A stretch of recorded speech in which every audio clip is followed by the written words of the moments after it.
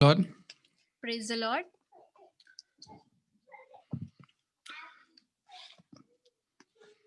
सबसे पहले मैं अपने महान परमेश्वर की धन्यवाद करता हूँ First and foremost, I thank the Lord Almighty जिसने हम सबको जीवित रखा है, who has kept us all alive अच्छे स्वास्थ्य में रखा है। in good condition. और जैसे हमारे स्टैनली भाई बोले थे, हम अभी बलवान है कि हम अभी परमेश्वर की स्तुति कर सकते हैं, उसके उपस्थिति में हम उसकी आराधना कर सकते हैं। As Brother Stanley told, we all are in good health and good condition. We can praise Him and worship Him in His presence. और हमें यह भी पता है कि हमारी संसार में परिस्थितियां कितनी गंभीर से हैं, We all know how there are drastic conditions in this world. लेकिन फिर भी उन सभी में से परमेश्वर हमें संभालता आ रहा है, हमें बचाता आ रहा है। In spite of all this, He's been protecting us. और इसीलिए मैं परमेश्वर की धन्यवाद करता हूँ। And that's the reason we must be very thankful to Him. और आज का वचन जो है हमने अभी तक पढ़ा है, जो मत्ती अध्याय 20 से है। So today's word is from Matthew chapter 20. अगर आपने उसको पढ़ते वक्त अगर आपने ध्यान से पढ़ा होगा तो आपको पता है कि आज हम एक दृष्टांत के बारे में जानेंगे। So if we read this carefully, we know that it is regarding the workers in the vineyard. और ये दृष्टांत है एक डाक की बारी में मजदूरों के लिए। And this is about the parable of workers in the vineyard. और हमने कई बार इस दृष्टांत को सुना है। We must have heard about this parable many times. और ये सिर्फ हमारे लिए एक सिर्फ यही है कि याद दिलाता है कि परमेश्वर कैसा इंसान है और कैसे हम परमेश्वर के पीछे चल सकते हैं। So this reminds us like how generous is our God and how we can put our trust on Him. तो हम इससे पहले मैं इसको 3 विषय कहना चाहता हूँ। I want to say 3 things regarding this. और वो है पहला जो है वो संदर्भ, किस संदर्भ में इस दृष्टांत को लिखा गया है। So first thing, at what context this parable was told. और किस परिस्थिति में यीशु मसीह ने इस दृष्टांत को हमें दिया है। So in what situations He has given this parable to us. और वो है मत्ती 19 में। So we can read that from Matthew chapter 16. हमें अभी बाइबल निकाल के पढ़ने की जरूरत तो नहीं है, लेकिन मैं बस आपको बोलना चाहता हूँ कि यहाँ पे एक जवान के बारे में लिखा गया है। So we did not turn our Bibles, but I want to summarize here. They talk about a rich man. यहाँ पे एक जवान जो है वो बहुत ही धनिक था। So here the man was very rich. और उसे एक इच्छा था कि वह यीशु मसीह के पास आया और पूछा कि मैं कैसे इस अनंत जीवन को पा सकता हूँ। So he came to Jesus and asked, "Teacher, what good must I do to get eternal life?" और आप सभी को उस कहानी के बारे में भी पता है। You all know about this story well. तो यीशु मसीह ने उनसे क्या कहा? So what did Jesus tell him? यीशु मसीह ने कहा कि आपके पास जो कुछ भी है सब कुछ बेच दो, कंगालों को दे दो और मेरे पीछे आओ। So what Jesus told him to leave all his possessions and give it to poor and just follow him. और तब उस जवान बहुत ही उदास था और वह पीछे पलट के चले गया उस उदासी में। Yeah, when that rich man heard this, he went away sad from there. और उसके बाद शिष्य आके पूछते हैं कि ये धनिक निकल गया और आपने कहा कि एक धनिक को परमेश्वर के राज्य में चलना बहुत ही कठिन है। So then Jesus tells his disciples that it is very hard for someone who is rich to enter the kingdom of heaven. तो शिष्य पूछते लगते हैं तो फिर कौन बच सकता है और कौन उद्धार पा सकता है? So then disciples ask him, who then can be saved? और परमेश्वर बोलता है कि ये मनुष्य के साथ संभव नहीं है, लेकिन परमेश्वर के साथ सब कुछ संभव है। Then Jesus looked at them and said, "It is impossible for man, but with God all things are possible." और इसीलिए हम जब देखते हैं, जब प्रार्थना कर रहे थे पिछले महीने, इस महीने हमारे राष्ट्र के लिए, हमारे देश के लिए और उनके लोगों के लिए, हमें पता है कि ये मनुष्य के साथ नहीं हो सकता। So we have been seeing throughout last few months, we have been praying about the people, about the country, but we should know that it is not possible with man alone. और हमें पता है कि ये सिर्फ परमेश्वर के साथ ये है मुमकिन हो सकता है। Only with God it is possible. और इसीलिए हम परमेश्वर कहता है कि आप बचाव नहीं पा सकते मनुष्य के साथ, लेकिन ये सिर्फ परमेश्वर के साथ मुमकिन है। So here that's why Jesus said that it's not possible with man, but it's only possible with God. लेकिन यहाँ पे एक प्रमुख चीज हम अब यह देखते हैं कि इतने में पतरस आता है और उनसे बोलता है कि परमेश्वर, हम तो सब कुछ हमारा तो निकल गया है, हम तो सब कुछ छोड़ दिए हैं और हम आपके पीछे चल रहे, तो हमें क्या मिलेगा? So in the same context, you can see that Peter asked Jesus, "We have left everything to follow you. What then will be for us?" और मुझे पता है कि यही प्रश्न है जो हम सभी में आता है, कहीं ना कहीं हमारे मसीही जीवन में हम ये प्रश्न पूछते हैं, परमेश्वर, मैंने तो वो समय आप में बिताने के लिए आया है, मैं तो आपके पीछे चल रहा हूँ, तो मुझे क्या मिलेगा? So we might also get that question, Lord, I've been doing that for you. I left this for you, but what is there for me? तो यीशु मसीह उत्तर में हमें इस दृष्टांत को बोलता है। So in answer to that, Jesus tells his parable. तो वही प्रश्न अगर हम अपने आप से पूछेंगे कि परमेश्वर, हमें क्या मिल रहा है? The same question, if we ask, Lord, what we are getting by serving you. मैं आपको एक व्यक्ति के बारे में याद दिलाना चाहता हूँ। So I would like to remind of one person. क्या आपको अय्यूब पता है? Do you know about Job? ऐसे ही जब शैतान आया था और शैतान पूछने लगा परमेश्वर से, क्या अय्यूब बिना कोई लाभ के आपके पीछे चलने लगा? So when Satan come, have you considered my servant Job? There is no one on earth like him. He is blameless and upright, a man who fears God and shuns evil. Does Job fear God for nothing? और वही प्रश्न जो है हमारा आज का उसी वचन के आधार से मैं आप सभी से बात करना चाहता हूँ, क्या हम बिना कोई लाभ के परमेश्वर के पीछे चल रहे हैं? So with that verse, I would like to speak today. Like, are we following God without any verse? जैसे अय्यूब ने बोला था कि बिना किसी लाभ के, शैतान पूछ रहा था अय्यूब से कि क्या बिना कोई लाभ के वह आपका पीछा कर रहा है? So here says that does Job fear God for nothing? सो वही प्रश्न है कि हमारे अंदर क्या है? So same question I would like to answer through this parable. और यीशु मसीह पतरस के जवाब को इस दृष्टांत को देते हैं। So to answer Peter, Jesus gives this parable. हमारे पास समय थोड़ा है, तो मैं थोड़े पंक्तियों में इस दृष्टांत के बारे में बोलूंगा। So as we have limited time, I would like to summarize this parable in few lines. एक स्वामी था जिनके पास बड़ा सा डाक का ये था, डाक का घेरा। There was a landowner who had a big vineyard and he had to hire workers for that. और उस डाक के बारी में जो उसका जो मालिक था, उसने गया और उन्होंने बाजार में जाके कई लोगों को उन्होंने बुलाया। So one day that landowner went out early in the morning to hire workers for his vineyard. और उन्होंने उनसे समझौता किया कि अगर आप आओगे और मेरी डाक के बारे में काम करोगे तो मैं आपको एक दिनारिया दूंगा।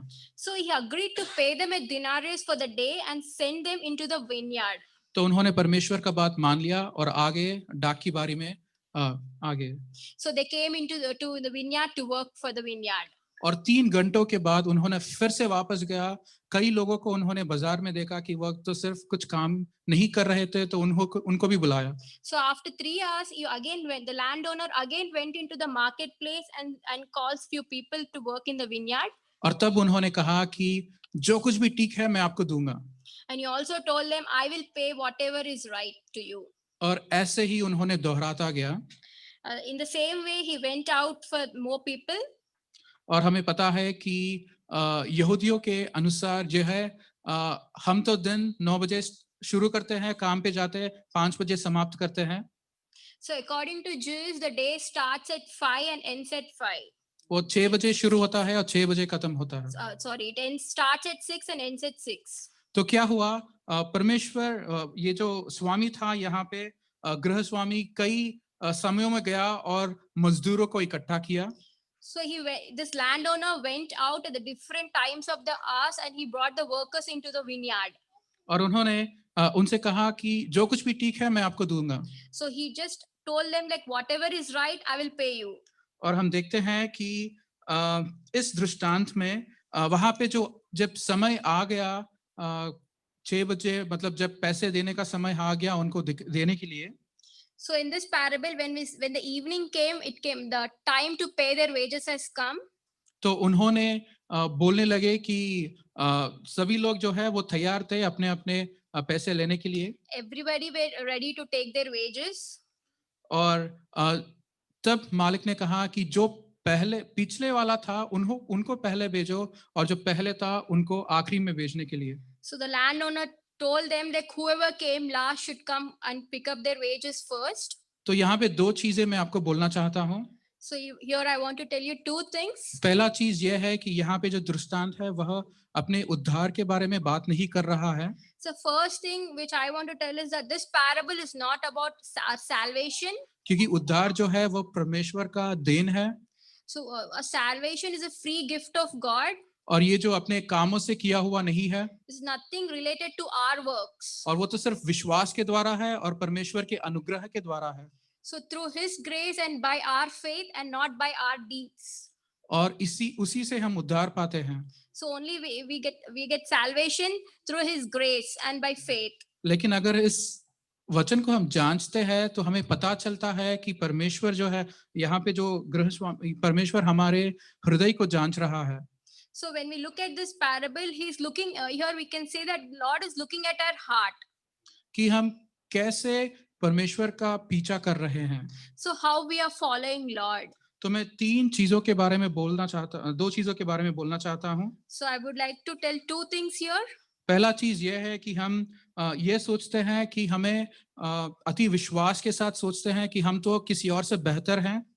So here first thing is like we are overconfident. We think that we are better than someone else. क्योंकि जब उनकी बारी आया तो उन्होंने सोचा कि जो व्यक्ति 1 घंटा काम किया था उसको तो 1 दिनार मिल गया।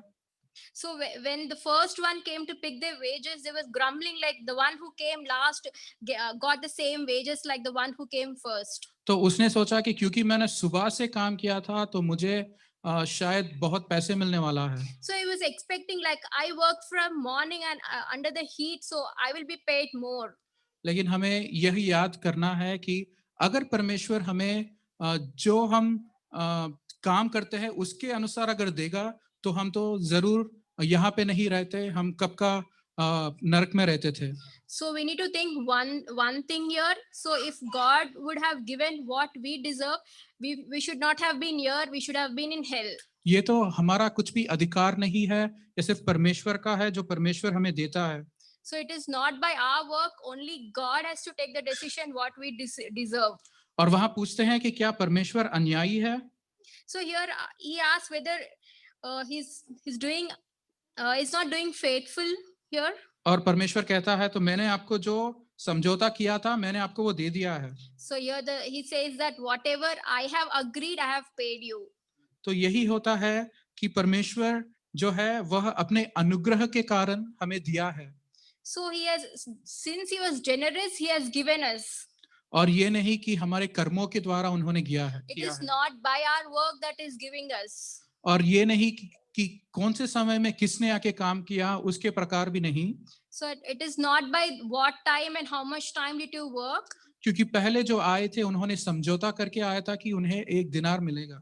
The first worker who came, they agreed. I mean, he came on the agreement that he will be taking 1 dinar. लेकिन जब दूसरे आए तो उनको पता था कि जो कुछ भी है सही है वो मिलेगा उनको। So when the second one came, he agreed that whatever is right will be paid to him. उनको परमेश्वर के ऊपर विश्वास था कि परमेश्वर जो कुछ भी सही है वह करेगा।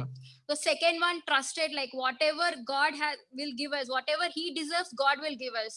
और उन्होंने जो कुछ भी सोचा था उससे भी ज्यादा ही पाया क्योंकि उन्होंने 1 दिनार को उन्होंने पाया था परमेश्वर से। So even the second one got 1 dinar, so he got more than what he deserved. और इसीलिए परमेश्वर यहाँ पे कहता है कि जो पहला था वो पिछला बन गया और जो पिछला था वो पहला बन गया। So here in the 16th verse he says that so the last will be the first and the first will be last. और ये नहीं कि जो कोई भी सभी लोग जो आगे है वो पीछे बन जाएंगे, लेकिन कहता है अधिकतर जो लोग कोई भी थे आगे थे वो पीछे बन गए। Here it doesn't mean that everyone who is last will be first, like or first will be last. That many of them who will last will be first. और यही परमेश्वर की स्वर्गीय राज्य में भी ऐसे ही होता है। Even to enter into his kingdom, this was the same that is followed. हम सोचते हैं अपनी बुद्धि के अनुसार। We think that our knowledge will take us there. लेकिन ये जो है वह परमेश्वर हमारे हृदय को जांचता है कि हम कैसे उसका पीछा कर रहे हैं। So, but God looks at our motives while we are serving God. सो जैसे ही आयूब ने कहा था, So, same way Job, जैसे क्या आयूब परमेश्वर का पीछा बिना कोई लाभ के कर रहा था? so he was fearing God without any advantage.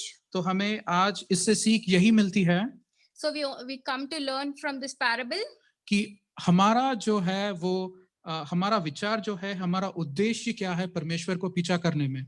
so we should always have what are the motives of following him. क्या आप परमेश्वर को सिर्फ पैसे के लिए पीछा कर रहे हो? Are you following for money? क्या आप परमेश्वर को सिर्फ स्वास्थ्य के लिए पीछा कर रहे हो? So are you following some property? क्या आप परमेश्वर को सिर्फ एक स्थान जो है वह पाने के लिए उसका पीछा कर रहे हो? So are you following him for some position? लेकिन हमें परमेश्वर को इसीलिए पीछा करना है क्योंकि वह सर्वंतर्यामी है So we should follow Lord because he's almighty and all powerful. और वही है परमेश्वर जिसने हमें ऐसा दान दिया है। So only his grace can get you through everything. तो आज हम ऐसे ही अपने हृदय से पूछेंगे कि हम क्यों परमेश्वर के पीछे चल रहे हैं। So let us ask our heart today like why we are following God. और मैं यही प्रार्थना करता हूँ कि परमेश्वर हमें सीख देगा कि हम बिना कोई लाभ के हम परमेश्वर को पीछा कर सके। So I pray that God will talk to us that we will not expect anything while serving God or following God. प्रभु हमें आशीष दे। Lord, praise the Lord. Yeah.